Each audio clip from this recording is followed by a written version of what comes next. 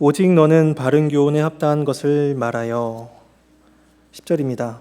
훔치지 말고 오히려 모든 참된 신실성을 나타내게 하라. 이는 범사의 우리 구주 하나님의 교훈을 빛나게 하려 함이라. 하나님의 말씀입니다. 하나님께 감사합니다. 오늘 본문은 바울이 디도에게 쓴 편지입니다. 바울은 지중해 그레데 섬에서 디도와 함께 사역을 한 후에 디도를 그곳에 남겨두고 떠납니다. 그리고 이제 디도에게 편지를 보내면서 그가 그 그레데 교회에서 해야 할 일이 무엇인지를 가르쳐 주고 있습니다. 그래서 이것은 목회자인 디도가 듣고 행해야 될 말씀이지만 또 디도의 말씀을 가르침을 듣고 따라야 될 온 교회가 들어야 될 말씀이기도 합니다. 바울은 디도에게 바른 교훈을 가르치라라고 명령하고 있습니다. 이 바른 교훈, 하나님의 말씀은 죽은 영혼들에게 참된 생명을 가르치며 또 하나님을 알게 하고 영원한 소망을 갖게 합니다. 이전에는 이 땅의 것들에 함몰되었던 나의 시선을 하늘을 향하여 하나님을 바라보게 하고 또 그 나라 백성답게 살아갈 수 있도록 하는 것이 우리 안에 심겨진 하나님의 교훈의 말씀입니다. 그래서 영혼의 그 변화가 우리들의 인생의 전반부에 나타나게 되는 것이죠. 따라서 우리는 세상의 모든 영역이 하나님의 주권 아래 있음을 기억하면서 어떤 환경에서나 어느 곳에서나 어느 때에나 하나님의 백성답게 살아가야만 합니다. 진리를 가진 자로서 우리에게 주어진 역할과 의무, 책임을 감당해야 하고 또 우리에게 주어진 그 하나님의 교훈을 빛나게 하는 삶을 살아야 하는 것입니다. 1절은 디도 개인을 향한 권면입니다. 이 1절 앞에 그러나라는 접속사가 생략되어 있어서 접속사를 넣어서 제가 읽어보겠습니다. 그러나 오직 너는 바른 교훈에 합당한 것을 말하여. 다른 사람들은 다 이렇게 저렇게 살아가지만 그러나 너만큼은 꼭 이렇게 살아야 된다라고 바울이 말하고 있는 것입니다. 다른 사람들이 어떻게 살고 있길래 디도에게 이런 교훈을 따로 주고 있는 것일까요? 그레데에 있는 그 모든 문화와 사람들은 거짓된 교훈과 윤리적인 타락상 속에 매우 심각하게 살아갔습니다. 그래서 앞에 1장 11절에 보시면 그들의 모습을 이렇게 표현합니다. 1장 11절에 더러운 이득을 취하려고 마땅하지 아니한 것을 가르친다고 이야기하죠. 근데 그들의 그 가르침의 결과가 매우 심각했습니다. 마땅하지 않은 것을 가르쳐서 가정들을 온통 무너뜨리고 있었습니다. 가정이 무너진다는 것은 사회가 무너진다는 것이었고 또 교회에 속한 성도들의 가정이 무너지고 있었습니다. 그리고 1장 12절에 보시면은 그레데인들을 가리켜서 그들은 항상 거짓말쟁이이며 악한 짐승이며 배만 위하는 게으름뱅이다 라고 바울이 이야기합니다. 윤리는 무너져 내리고 부패와 타락이 가득한 사회였습니다. 또 1장 16절에 보시면 그들 중에 일부는 하나님을 시인하지만 행위로는 부인하며 천한 일을 버리는 자들이다 라고 그레데인들에 대해서 이렇게 평가를 합니다. 네, 이렇게 말한 이 그레데인들이 이 교회 안에 들어오게 된다면 우리들은 어떨까요? 같이 신앙생활 하겠다라고 이제 해서 교인 등록을 했는데 그 사람이 말로는 하나님을 시인하고 있습니다. 근데 그의 행동은 전혀 하나님을 믿지 않는 그냥 부인하는 사람이 있다면 이 교회 안에 속한 사람으로서 마음이 굉장히 어려울 것입니다. 일주일 내내 그 그레데라는 또 이 사회에서 온갖 더러운 이득을 위해 싸우는 사람들을 보면서 싸워왔고 또 그들에게 서 있는 거짓말, 악한 짐승 같은 모습들, 게으름뱅이 같은 모습들 그런 모습들을 보다가 이제 교회에 들어왔는데 교회 안에도 그런 사람들이 가득하다면 우리는 교회에 남아있을 이유를 찾지 못할 것입니다. 목회자인 디도라면 어땠을까요? 아마 자신을 그레데에 두고 간 사도 바울이 원망스러웠을지도 모릅니다. 제 목회적인 역량은 여기까지인가 봐요. 저는 그냥 여기까지 하고 사임하겠습니다 라고 생각했을지도 모르겠습니다. 또 목회자가 아닌 성도였다면 교회가 세상과 다를 바가 없네, 소망이 없네, 교회도 소망이 없네, 그냥 떠나야겠다, 나가야지 라고 자신이 교회를 떠나게 될 것입니다. 근데 그런 사회 속에서 살아가고 있는 교회를 향해서, 디도를 향해서 사도 바울이 말하고 있는 것입니다. 사람들은 그렇게 살고 있을지라도 그러나 너는 바른 교훈을 행하라 라고 말씀하고 있는 것입니다. 남들은 다 그렇게 살지라도 흔들리지 말고 너만큼은, 너희들만큼은 너희들에게 주어진 길을 걸어가라 명하고 있는 것입니다. 디도에게 주어졌던 그 바른 교훈이 그에게 새 생명을 주었습니다. 그 역시도 복음을 통해서 진리의 지식과 영생의 소망을 얻었기 때문에 그것을 가지고 살아가야 하는 자였으며 또 그것을 마땅히 가르쳐야만 했습니다. 그래서 이 1절에서 바른 교훈에 합당한 것을 행하라 라고 이 말하는 것에는 두 가지 요구가 주어지고 있습니다. 첫 번째는 가르치라는 것입니다. 성경에 계시된 하나님의 뜻을 선명하고 온전하게 그 교회를 향해서 가르치라 명합니다. 결함이 있는 잘못된 지식을 전하지 않도록 디도는 주의해야 했습니다. 반대로 성도들은 바른 지식을 듣고 배울 수 있도록 애써야 했던 것이죠. 두 번째 요구는 뭐냐면 그것을 행하라는 것입니다. 실천하라는 것이죠. 합당하게 행하다, 합당하다라는 이 말에는 그 바른 교훈이 요구하는 실천적인 삶이 이제 주어지고 있습니다. 디도는 지식을 가르칠 뿐만 아니라 실천을 가르쳐야 했습니다. 그러니까 신학이 그의 윤리로 나타나야 됐으며 그의 지식이 삶으로 나타나야만 했던 것입니다. 만약에 나에게서 바른 생활이 나타나고 있지 않다라고 한다면은 내가 배운 신앙이 잘못되었거나 아니면 내가 바른 신앙 가운데 있지 않은 것일 수도 있습니다. 참 지식과 행함은 전혀 다른 것이죠. 예전에 어떤 사람이 학생이 제게 와서 이런 말을 했었습니다. 제가 몇몇 사람들하고 와서 어디 숙소에 가서 하루 동안 숙박을 하면서 기도에 대한 토론을 했습니다. 그래서 기도에 대해서 이렇게 저렇게 얘기했어요. 너무 좋았다고 이야기를 하더라고요. 그래서 제가 그 친구에게 물었습니다. 그래서 기도는 좀 했어? 라고 물어봤더니 기도는 전혀 하지 않았다고 합니다. 그러니까 지식, 기도에 대해서 논하는 것, 신학에 대해서 논하는 것과 그것을 따라 살아가는 삶은 전혀 다른 문제입니다. 그러니까 바울은 디도에게 바른 교훈을 가르치고 또 그 교훈대로 실천해 살아갈 것을 교회들에게 가르칠 것을 명하고 있습니다. 그래서 그 내용이 2절에서 10절까지 나오게 되는데 여기 총 5그룹이 나옵니다. 이 5그룹은 모두 이 그레데 교회, 지금의 교회를 구성하는 사람들입니다. 먼저 2절에서 늙은 남자에 대해서 말씀을 합니다.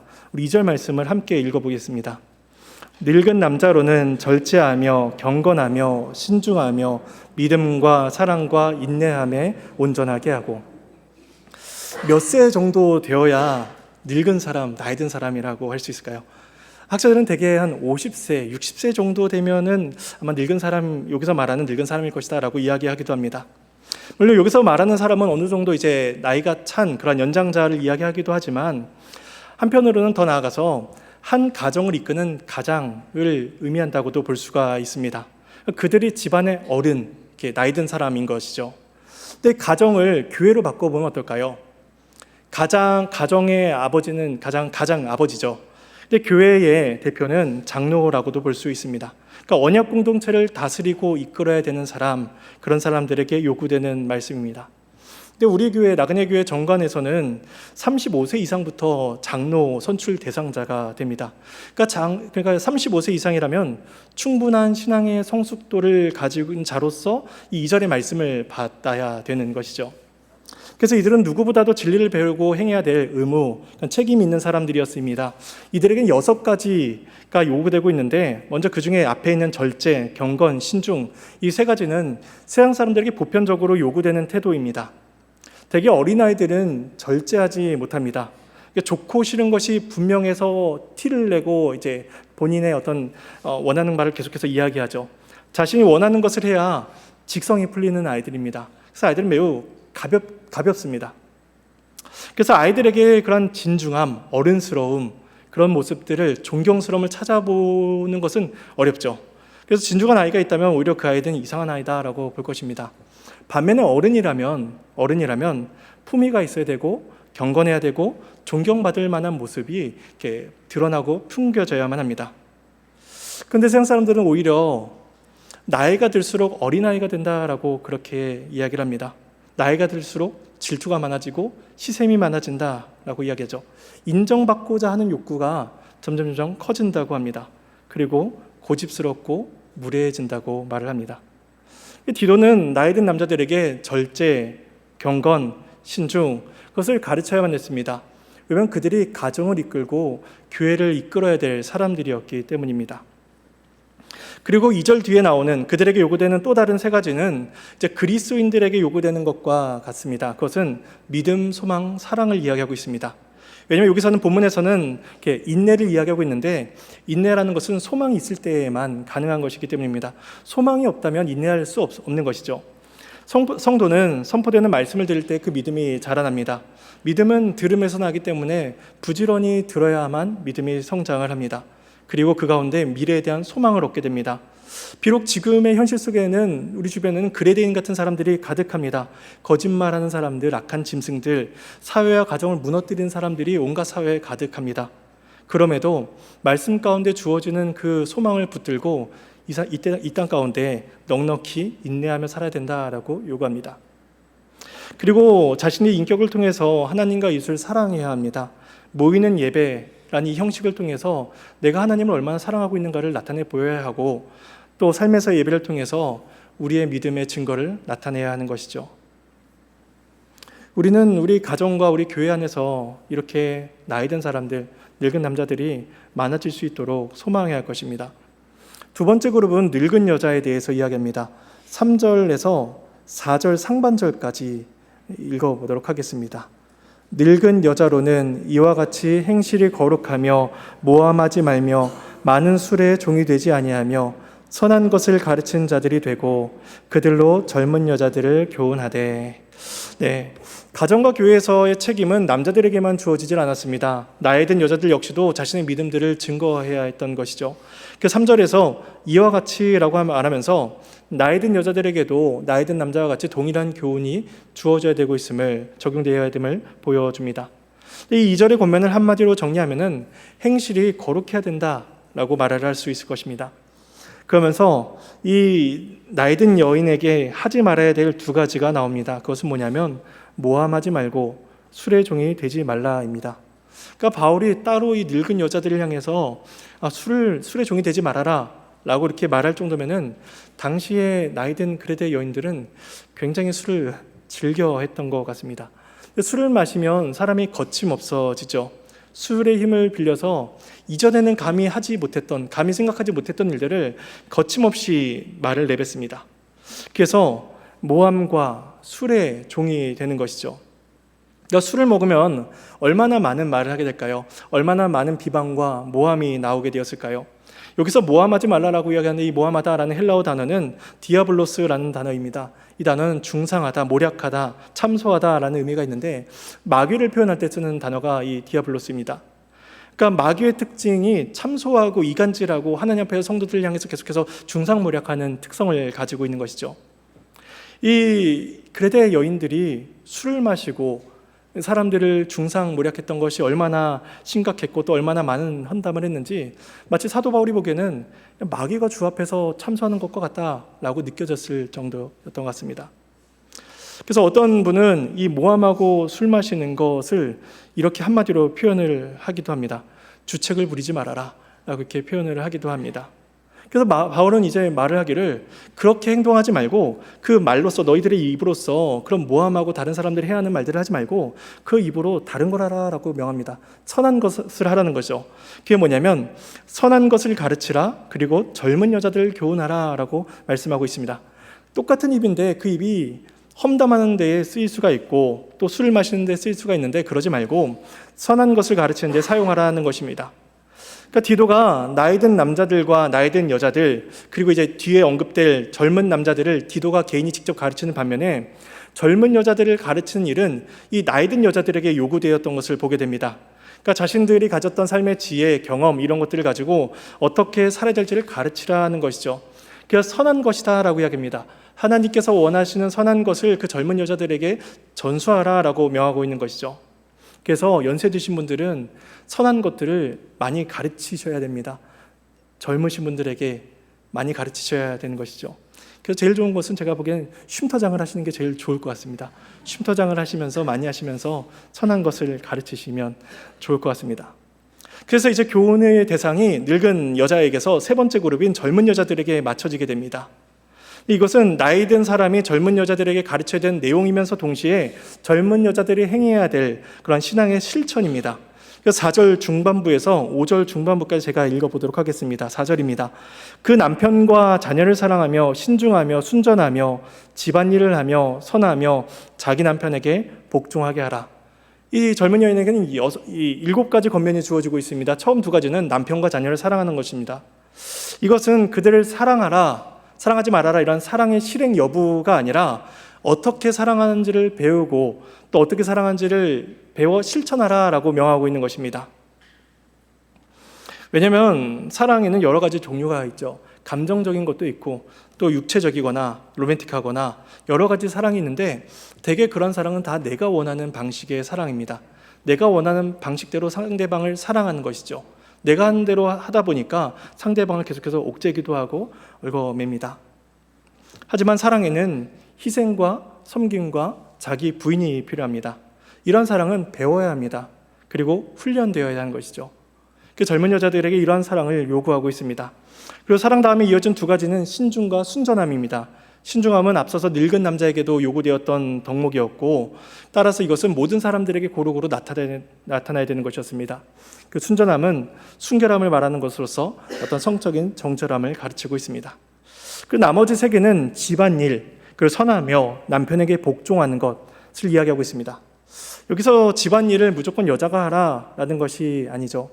또한 복종이라는 표현이 결코 남자보다 여자가 열등하다라는 것을 의미하는 것도 아니고 순종, 무조건적인 순종을 강요하는 것도 아닙니다. 하나님께 세우신 창조 질서 속에서 책임과 사랑의 돌봄이 남자와 여자 사이에 있어야 한다는 것입니다. 남편에게 아무런 의견도 내지 못하고 기계처럼 복종하면서 집안일만 하며 쩔쩔매는 그러한 여자를 가리켜서 올바른 부부관계다라고 누구도 말을 할 수가 없을 것입니다.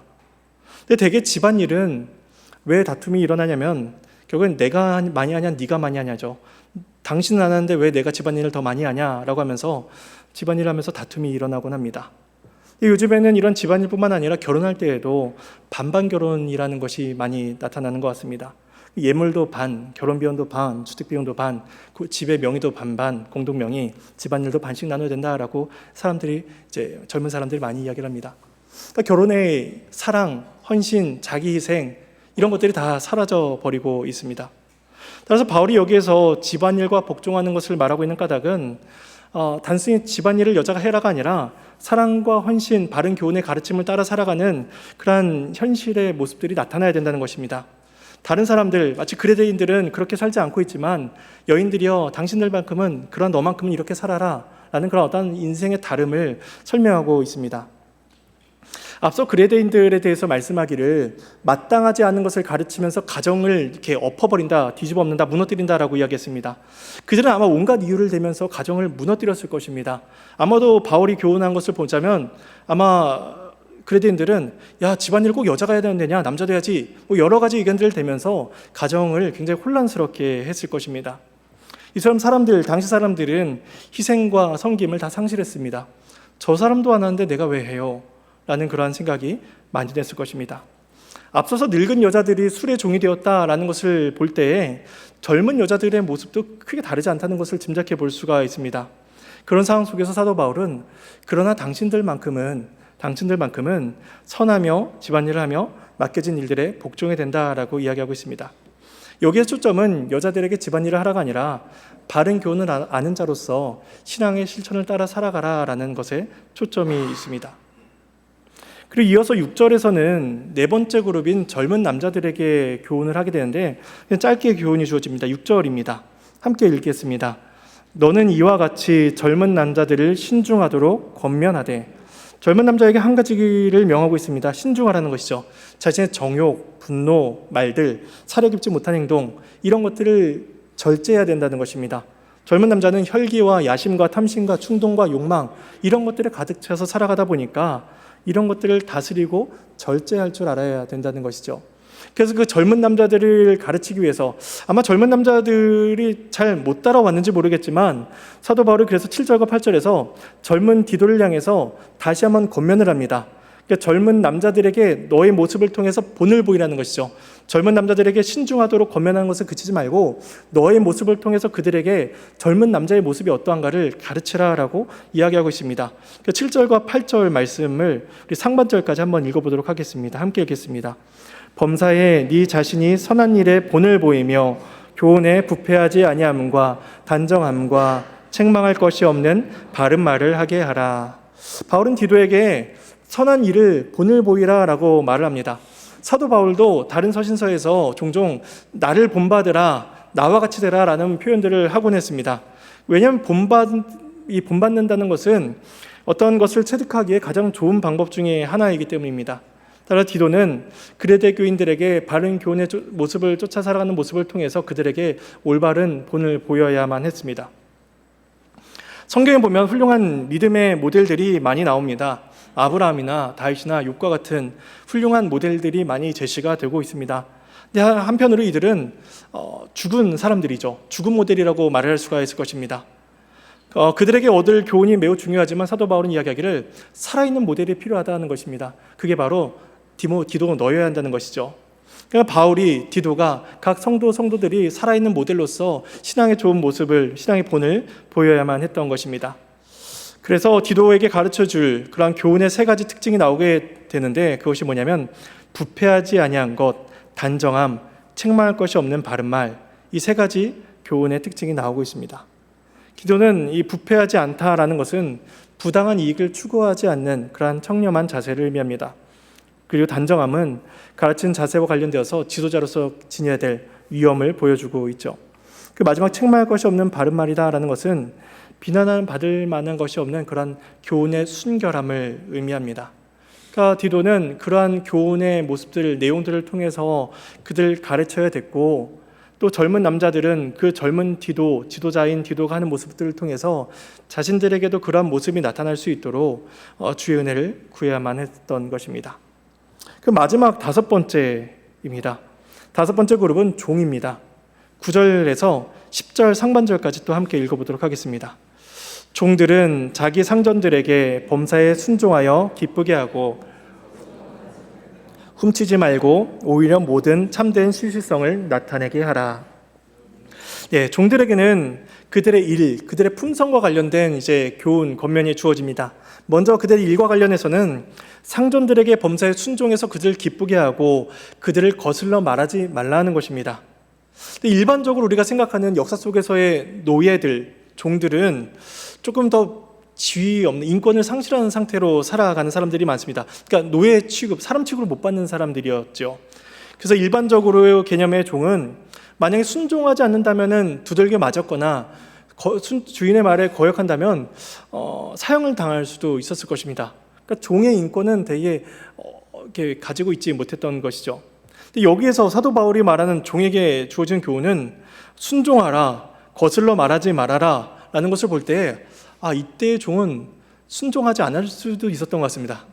주인에게 말대꾸도 하고 어느 정도 거슬러 말할 수 있었던 것 같습니다.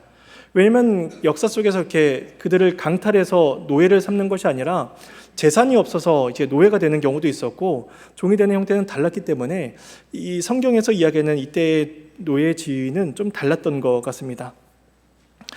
근데 이제 사도 바울은 당시의 종들은 그렇게 주인에게 그렇게 행동할지라도 너희들만큼은 그렇게 하지 말아라 라고 말씀하고 있는 것입니다. 그리고 또 이어서 품성에 있어서는 훔치지 말고 참된 신실성을 나타내라 라고 이야기합니다.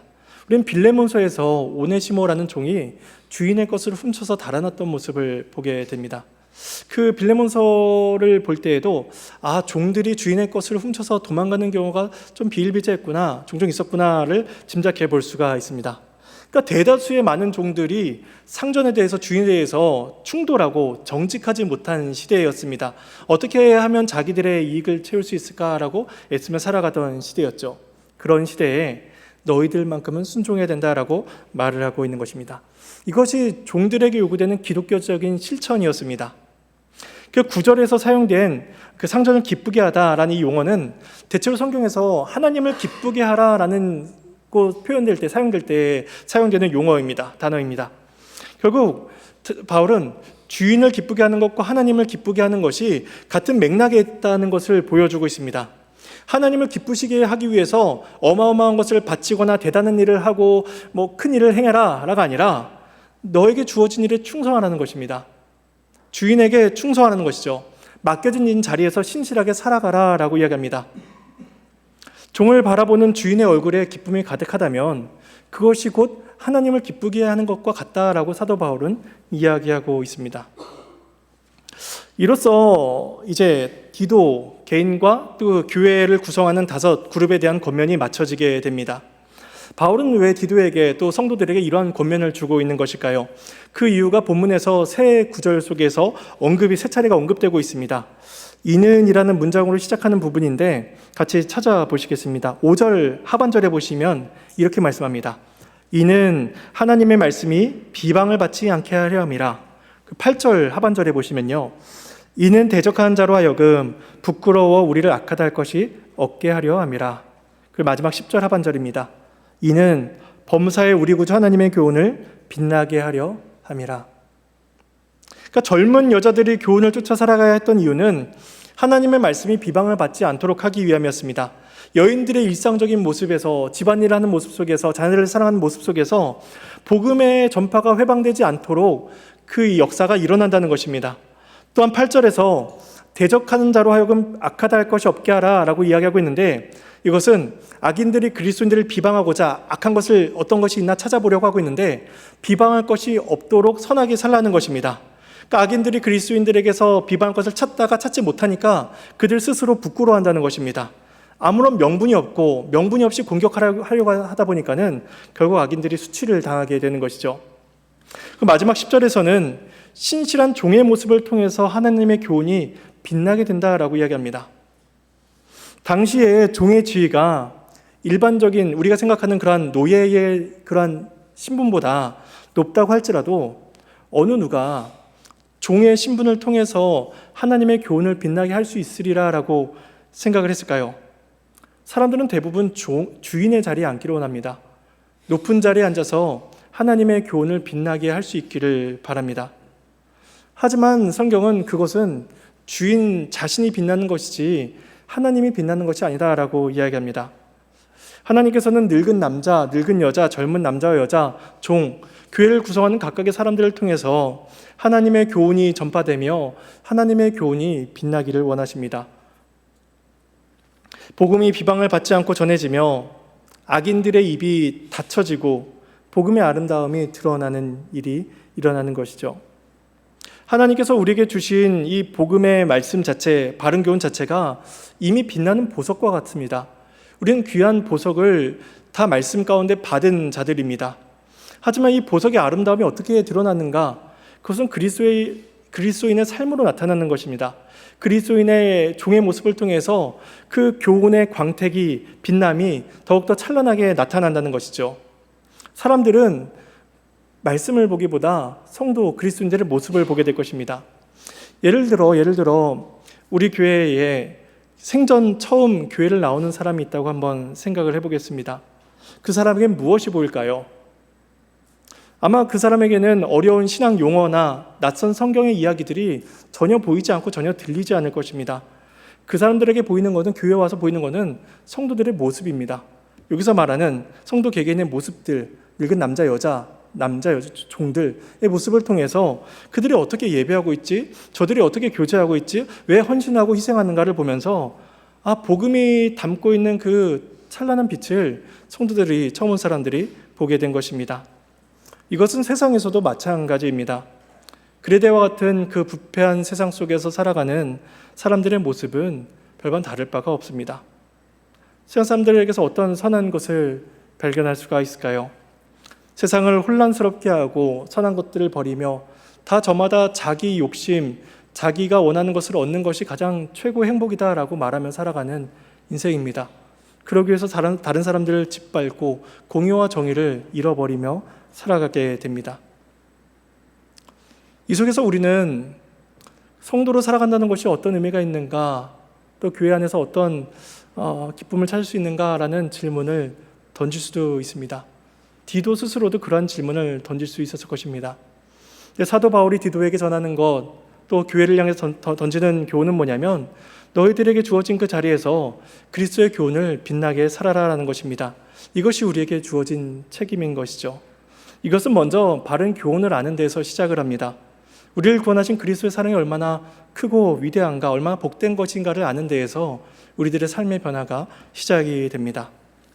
우리는 오늘 본문에서 말씀하는 이 교훈들, 물론 각각의 그룹들에게 주는 교훈들이 있지만 결국 그 교훈은 우리 모두가 따라야 될 교훈들입니다.